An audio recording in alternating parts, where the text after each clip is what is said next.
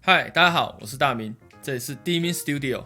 最近我会来跟大家聊聊我的舞台经验与这几年在教学上学生所遇到的困难，也分享给你，希望对于正在吹口琴的你有所帮助。今天我们要讲的主题是喉咙的断音。喉咙断音大可分为两种，第一种是比较浅的，像我们讲话的 e， 它作动的位置在我们的类似在下颚的地方。第二种是比较深的，它作动位置在我们喉咙，类似我们讲话的 o， 所以你就可以做出两种声音，一种是 e， 一种是 o。它的动作原理是类似的，只是它关闭的地方不太一样。e 跟 o 都是非常常用的喉咙断音技巧。那它的原理是这样：我们喉咙先关住，气往外送，由你的身体往外送，因为你喉咙关住，所以它出不去。然后你瞬间把喉咙打开，气就会一口气往外走。那吸气也是一样，喉咙先关住，吸气，它会卡住，你的口琴就不会有声音。好，等到你喉咙一打开，气开始往下流的时候，你的口琴黄片就会震动，并且发出声音。这就是喉咙断音的基本的原理。好，那大部分的人在练习吹气跟吸气的时候会遇到不同的问题。吹气一般来讲是比较不会有问题的，因为它就类似我们感冒的时候咳嗽会用到的那个方式。感冒的时候你的喉咙很痒，所以你会想要把这个痒的感觉咳出来，所以你就会先把喉咙闭紧，然后送气，再把喉咙放开，你就可以把痒的感觉咳出来，你就不会感受到这么的不舒服。但是吸气不一样，吸气我们一般的时候是不会用到，不会有人吸气咳嗽，不会有人做这件事情。所以我们在练习吹气跟练习吸气的时候，所遇到困难会有点不太一样。那特别是吸气，你要花时间去练，这样你才有办法把这个动作做好。那接下来我们就吹的几个动作的小片段给大家看，给大家听，你去听一下做动在底下下巴底下这个比较浅层的喉断音，听起来是什么效果？它会类似这个样子。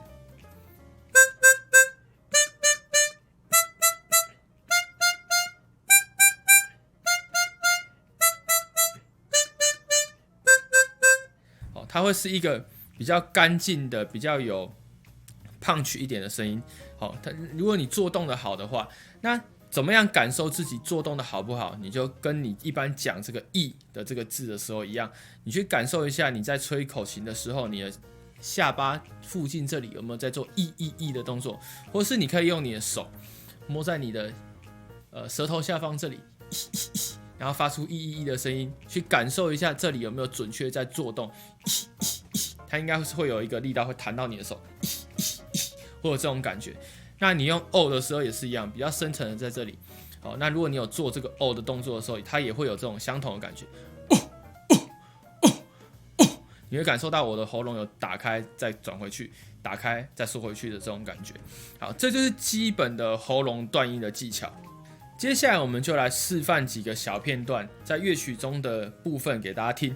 那实际上你在喉咙断音会运用在哪些地方？第一个常见的地方就是比赛很多人吹的剑舞这首曲子，前半段是用舌头断音，后半段因为你的八度的关系，你的八度技巧，你的舌头会挡住中间的其中某几个音，所以你没办法用舌头来做断音。那你这边只有唯一一个选择，就是用喉咙断音。在后半段大量使用八度的地方的喉咙断音就特别重要。好，那这里的断音你就要很明确的感受到你喉咙是有做动的。那我就吹一小片段给大家听。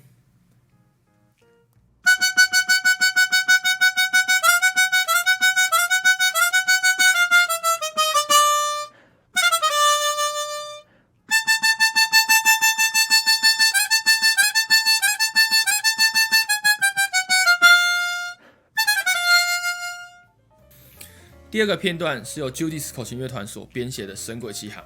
那它在比较靠近前面的时候，有一个段落是需要比较用力道的方式去演奏它。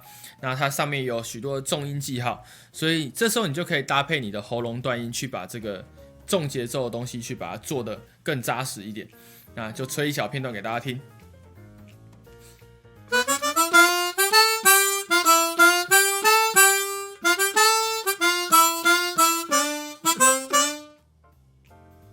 以上这就是我们今天分享的喉咙断音的内容。